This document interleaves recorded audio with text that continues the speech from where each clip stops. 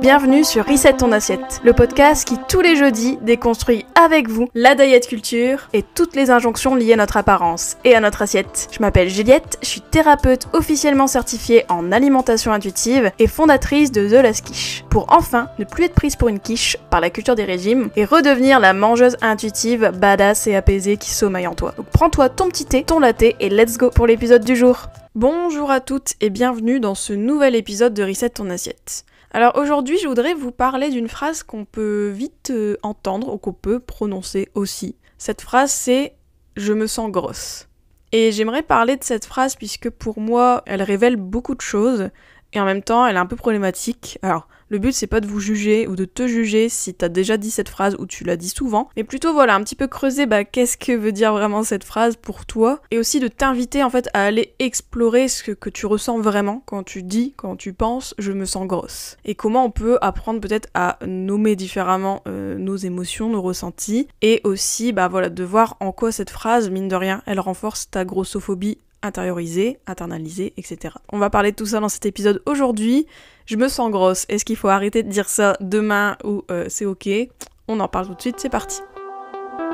Alors déjà, je vais poser ça tout de suite, grosse, c'est pas un sentiment, c'est pas une émotion. Du coup, en réalité, je me sens grosse, en soi, c'est pas une phrase valide, je dirais. C'est pas une sensation, une émotion valide, puisque c'est pas une émotion, c'est pas une sensation, c'est pas un sentiment.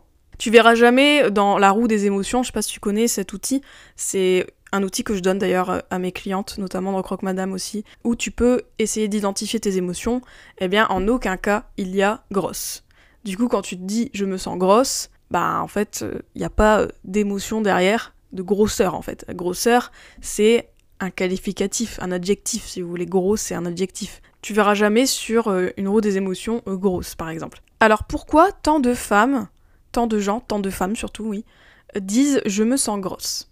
Moi je dirais que c'est parce que souvent, en fait, au lieu de dire « je me sens grosse », on veut exprimer d'autres émotions, d'autres ressentis, mais qu'on a mis sous le terme gros. Souvent, quand on dit « je me sens grosse », c'est plutôt « je me sens mal dans mon corps » en fait.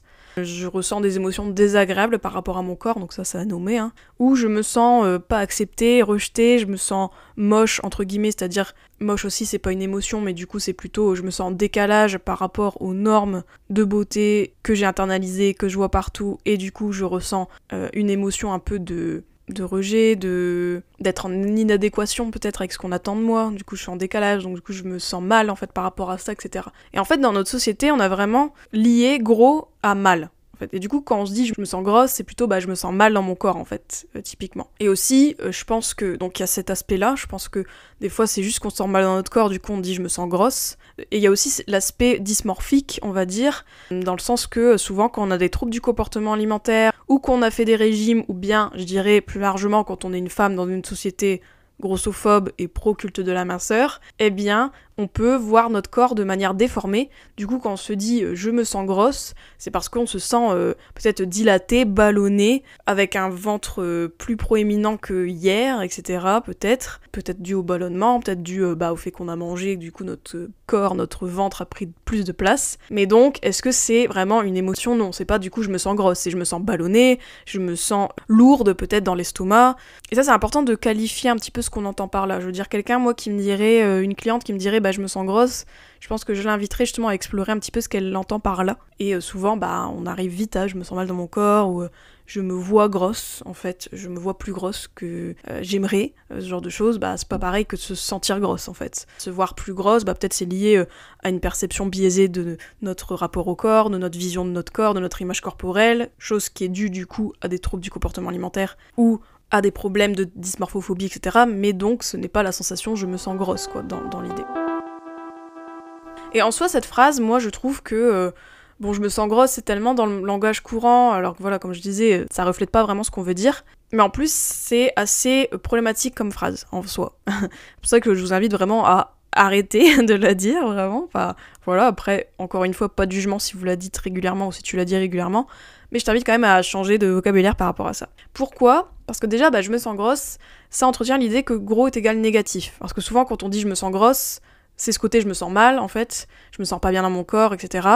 Et donc ça renforce vraiment l'idée que grosseur est égale mauvais rapport au corps, grosseur est égale négatif, grosseur est égale quelque chose de pas agréable, etc. Souvent c'est rare que quelqu'un dise je me sens grosse avec un gros sourire, quoi, je pense pas.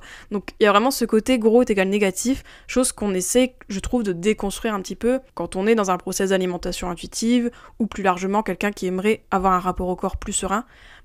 Déconstruire sa propre grossophobie, c'est assez intéressant, et là, on est en plein dedans avec cette phrase. Aussi, cette phrase, je trouve, ça alimente la grossophobie intériorisée, même quand on ne se pense pas grossophobe. Je sais très bien que des fois, on se dit, bah non, mais moi je suis pas grossophobe, mais bon, je me sens grosse, j'aime pas. En fait, ça renforce quand même ta grossophobie, parce que pour toi, te sentir grosse, c'est pas bien, c'est horrible. Et potentiellement, quand tu dis je me sens grosse, c'est peut-être je me vois grosse, et du coup, pour toi, ça ne te va pas, en fait. Et donc, ça renforce ta grossophobie, parce que tu te dis, je me vois grosse, donc ça m'embête, donc grossophobie. Voilà, après, encore une fois, pas de jugement, ici, quand je dis on ne se pense pas grossophobe, en fait, il faut vraiment intégrer qu'on est tous plus ou moins grossophobes, pas dans notre identité, mais dans nos pensées, dans nos croyances, etc. Donc c'est des choses à déconstruire, mais c'est des choses qui sont là quand même. Je veux dire, faut pas se vexer, en fait, si moi, par exemple, dans ce podcast, je dis souvent qu'on est grossophobe, que tu es grossophobe, c'est pas pour te jeter la pierre, mais c'est plutôt pour te dire, voilà, prends-en conscience de tes biais, prends conscience de tes croyances, et bosse dessus, quoi, si tu veux avoir un rapport apaisé à ton corps, et que tu arrêtes de te détester si tu te vois plus grosse certaines journées, etc., etc. Et surtout, moi je trouve cette phrase que tu l'as dit à toi-même, que tu l'as dit devant des gens minces, et encore, bon, c'est limite. Mais je trouve que c'est encore plus violent si tu as des personnes grosses autour de toi. Comme c'est une phrase qui est quand même assez récurrente, je dirais, dans des troubles du comportement alimentaire, il y a beaucoup de filles très minces qui vont dire je me sens grosse, alors qu'en soi, elles sont pas grosses du tout, en fait. Mais du coup, ça envoie un message violent aux personnes grosses qui sont autour, puisqu'elles se disent ok, cette nana, elle est hyper triste de se sentir grosse, entre guillemets, de se voir peut-être plus grosse, et du coup, qu'est-ce qu'elle doit penser de moi ? Qu'est-ce qu'elle doit penser de moi qui suis plus grosse ? Voilà. C'est vraiment d'imaginer, voilà, toi tu dis à voix haute, tu te sens grosse un jour où tu te sens pas bien dans ta peau, tu te sens pas bien dans ton corps. Imagine le dire comme ça devant quelqu'un de gros. Comment, à ton avis, cette phrase peut être perçue par ta collègue, ta sœur, ta pote qui est plus grosse et qui est présente quand tu dis cette phrase ? Je pense que elle peut se sentir mal, surtout si t'es pas grosse en plus, c'est encore pire, enfin voilà. Du coup, il y a un peu ce message en fait implicite que être comme toi, être grosse comme toi, être grosse, c'est ce que je redoute, c'est ce que j'aime pas, c'est ce que je déteste chez moi. Et du coup, ça envoie un message violent et grossophobe. Donc voilà, donc vraiment cette phrase, je pense que faut faire un effort un peu cognitif d'arrêter de la dire. C'est comme toute phrase, vous savez, il y a des phrases, qu'on peut dire, tu sais, il y a peut-être des phrases, je sais pas moi, je dis, ou que t'as dit, ou bref, qu'on dit tous, et qui sont un peu racistes, on va dire, ou un peu limites, qui sont un peu discriminantes, tu vois, qui sont un peu misogynes, qui sont un peu homophobes, ou ce genre de choses. Là, faut se dire que je me sens grosse, c'est quand même une phrase qui est très connotée, et qui est quand même un gros véhicule, on va dire, de messages grossophobes derrière, donc voilà, franchement, effort cognitif de changer un petit peu et de, comme je disais au début de l'épisode, creuser l'émotion vraiment derrière. Et d'ailleurs, ça fait la transition avec cette partie de l'épisode. Parce que moi, ce que je vais t'inviter, en fait, au lieu de dire je me sens grosse, de parler, en fait, de ce que tu ressens vraiment à l'intérieur de toi. Et qui est pas gros, en fait, au final. Comme je disais, gros, c'est pas un sentiment, c'est pas une émotion. Donc pourquoi tu dis ça, en fait ? Pourquoi tu dis je me sens grosse ? Et comme je disais, je me sens mal dans mes vêtements, je me sens serrée dans mes vêtements, je me sens pleine, je me sens lourde après le repas, je me sens ballonnée, donc ça c'est une question de sensation corporelle, mais si c'est parce que tu te sens mal dans ton corps et du coup tu dis que tu te sens grosse, je me sens pas en adéquation avec l'idéal de minceur, je me sens en décalage, je me sens rejetée par moi-même aussi, tout ça, pour moi c'est des phrases qui quand même sont plus exactes et pointent vraiment ce que tu ressens à l'heure actuelle que tu traduis par je me sens grosse. Il faut se dire que toutes ces émotions-là, que tu te sens ballonnée, ça c'est hyper valide aussi, que tu te sens anxieuse, que tu te sens en décalage, que tu te sens rejetée, que tu te sens pas conforme à ce que l'idéal de minceur te projette, etc. En fait, il faut se dire que chaque émotion que tu as est légitime. Et le but ici, c'est pas de délégitimer ta phrase « je me sens grosse », mais plutôt de creuser un petit peu plus ce que tu veux dire derrière et qui va vraiment t'aider à aller mieux. Parce que je me sens grosse, tu te sens grosse. Admettons, tu penses vraiment qu'il y a une émotion de valide derrière et que tu penses que c'est une émotion du coup être gros, en soi, en quoi ça va t'aider ? Tu vois, de te dire ça ? À part dire faut que je m'insiste, non. Voilà. Bah non, tu sais très bien que c'est la lecture des régimes qui te fait penser ça. Et là, ça change tout, en fait, de pointer vraiment l'émotion derrière. Typiquement, si tu te dis « je me sens ballonnée », ah bah, qu'est-ce que tu peux faire pour être moins ballonnée ? Si tu te sens lourde après un repas, et que du coup, tu te sens grosse, entre guillemets, bah, qu'est-ce que tu peux faire pour mieux digérer, tu vois ? Enfin, d'un coup, il y a des actions qui se révèlent. Si tu te sens typiquement en décalage avec l'idéal de minceur, bah, tu peux très bien trouver du soutien, en parler avec ta thérapeute, etc. Mais du coup, ça va être vraiment des discussions qui vont être intéressantes et qui vont peut-être t'aider à avoir, je dirais pas moins d'émotions désagréables liées à ton corps, mais du moins des émotions que tu sauras désamorcer. Toutes ces émotions sont réelles et légitimes et méritent qu'on les écoute avec compassion. C'est pour ça que je te disais d'en parler avec ta thérapeute, etc. Tu vois, ce genre de discussion, moi je les ai avec mes clientes, typiquement ce côté, bah voilà, je me sens un peu rejetée, je me sens en inadéquation avec l'idéal de minceur, je me sens pas reconnue, je me sens pas validée, je me sens pas aimée par les autres, j'ai peur de perdre l'amour des proches en grossissant, en changeant, etc. Enfin, tout ça, du coup, c'est d'autres discussions, c'est d'autres thèmes. Et pour moi, c'est des thèmes qui sont intéressants à creuser, mais qui du coup méritent beaucoup de compassion, bien sûr. Que tu te sentes comme ça, que tu te sentes mal dans ton corps, donne-toi de la compassion par rapport à ça, mais explore un petit peu ce que tu veux dire par là. En fait, je pense que le problème aussi que je vois en thérapie ou même plus largement dans la société, c'est qu'en fait, nos émotions, on a du mal à trouver des mots, à les identifier, etc. Alors le but, c'est pas de les identifier, les émotions, juste pour le fun, mais plutôt, voilà, comme ça permet aussi de voir qu'est-ce qu'on peut faire derrière, en fait.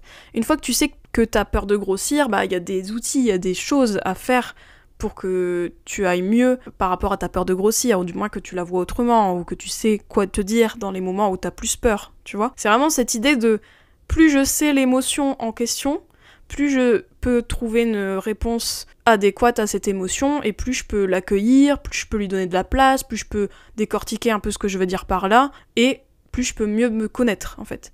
Et plus tu te connais, plus tu te sens mieux avec toi-même. Ok ? Donc du coup, c'est pour ça que je me sens grosse. Bah pour moi, c'est un peu l'arbre qui cache la forêt. Du coup, il faut aller chercher la forêt derrière. Et oui, il faut pas hésiter à y aller avec des petits outils, etc. Mais voilà. Et vraiment, moi, ce que je fais souvent avec mes clients, donc je parlais de roue des émotions. Bah la roue des émotions, typiquement, c'est un outil où tu vois, t'as un peu toute la palette des émotions, etc. Et bah ça va être intéressant aussi pour que tu aies ton propre vocabulaire émotionnel et que tu puisses mettre des mots sur les émotions que tu ressens. Et ça, c'est des choses qu'on travaille en alimentation intuitive, tout ce vocabulaire émotionnel, tout ce langage, toute cette intelligence émotionnelle, je dirais, que tu développes avec l'alimentation intuitive. C'est des choses, oui, qu'on travaille du coup en process, en thérapie, en accompagnement. Moi, c'est ce que je travaille avec mes clientes. Et ça change un peu la donne, puisque au lieu de te cacher derrière d'expressions grossophobes comme « je me sens grosse », tu creuses un petit peu plus ce que tu veux dire, et du coup tu connais mieux un petit peu tes points à travailler, etc. Voilà, tu sais ce que tu ressens, quoi, c'est hyper important. Mais en vrai, moi ce que je veux te dire aussi dans cet épisode, c'est que ton corps n'est jamais le problème. C'est pour ça qu'il y a un module de mon programme Croque Madame, d'ailleurs qui revient en septembre, tu peux t'inscrire sur la liste d'attente si ça t'intéresse, c'est mon programme accompagnement de groupe en alimentation intuitive, où justement, en fait, j'ai un module qui est dédié aux émotions, et qui est accueillir tes émotions sans faire de ton corps un bouc émissaire. Et j'ai mis cette expression, parce que je trouve qu'au final, c'est beaucoup ça qu'on a appris dans notre société.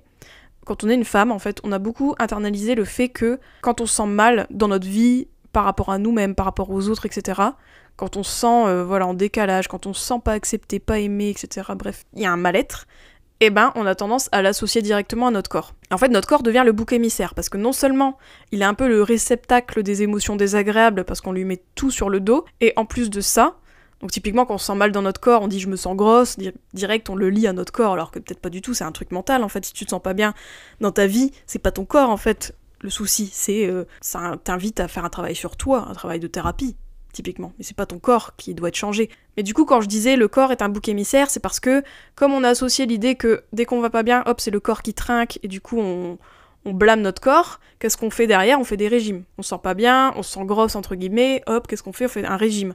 En fait, il y a toujours ce truc de, je vais perdre du poids, du coup. Et ça, c'est vraiment ce que la culture des régimes et la société patriarcale veut que tu crois par rapport à ton corps. T'as un problème de rapport au corps, au lieu de dire, je vais travailler mon rapport au corps, peut-être que tu te dis, c'est mon corps le problème, c'est lui qui doit être changé.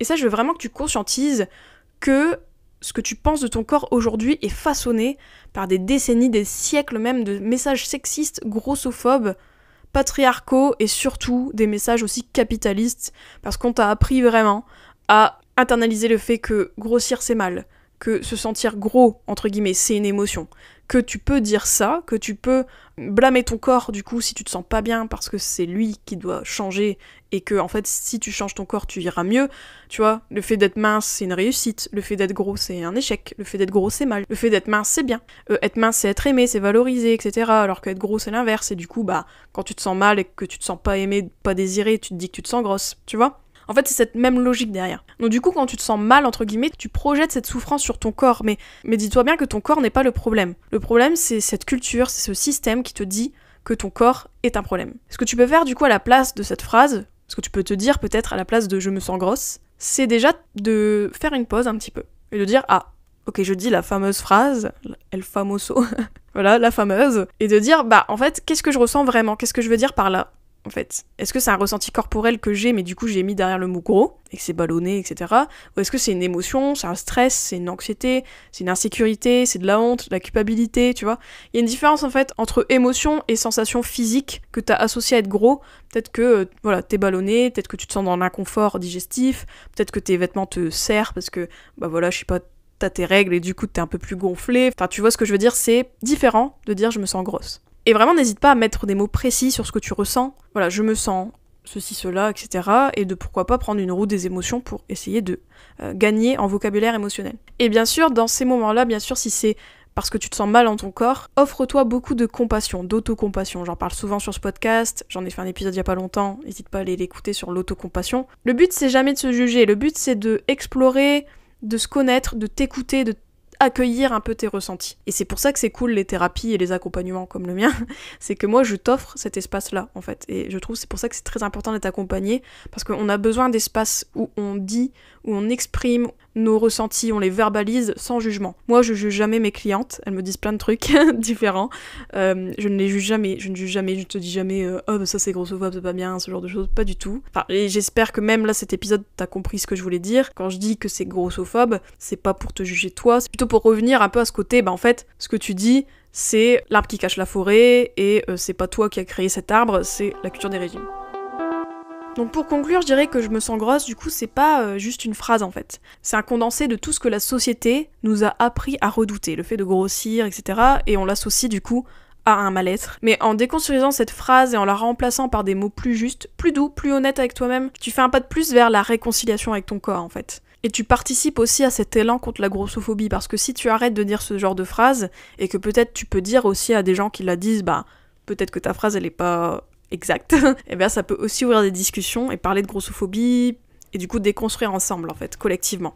Voilà. D'ailleurs, si tu as envie du coup de travailler ton rapport au corps en profondeur, si t'en as marre justement d'avoir cette grossophobie intériorisée, que t'as envie de déconstruire tout ça, et surtout que t'as envie d'être en paix, en fait, de arrêter de te détester, arrêter de te flageller par rapport à ton corps, je t'invite à rejoindre mon programme accompagnement de groupe Sors du moule, qui est dédié au rapport au corps. Donc c'est un programme que j'ai développé il y a déjà 2 ans, mais que là j'ai revu, j'ai fait une refonte, etc. Voilà, donc il est encore plus canon qu'avant. Et ça va être vraiment un programme où on va creuser donc l'image corporelle avec vraiment des outils scientifiques, des outils validés et réflexions féministes aussi, qui vont t'aider vraiment à creuser ton rapport au corps, à être plus en paix avec ton corps. Et je trouve que c'est une super expérience aussi à vivre avant l'été, donc c'est pour ça que je le sors au mois de mai. Enfin, les inscriptions auront lieu en mai, mais le programme débutera en juin, donc ça sera de juin à mi-juillet à peu près. Vraiment, n'hésite pas à rejoindre la promo de femmes qui vont passer par ce programme. J'ai déjà eu des super retours des promos précédentes, mais là ça va être encore mieux, je pense, avec ce que j'ai fait comme nouvelles avancées dans mon programme. J'ai mis à jour avec mes nouvelles connaissances sur le sujet, avec des réflexions que j'ai eues, etc. Donc rejoins Sors du moule, les inscriptions sont pas encore ouverte, mais je t'invite à t'inscrire sur la liste d'attente du bootcamp Sors du moule, du programme du coup. C'est là où je t'annoncerai en priorité les inscriptions, et avec des petites surprises, des petites exclus, etc. Voilà. Bah écoute, j'espère que cet épisode t'a plu, n'hésite pas à me faire un retour par mail, sur Instagram, etc.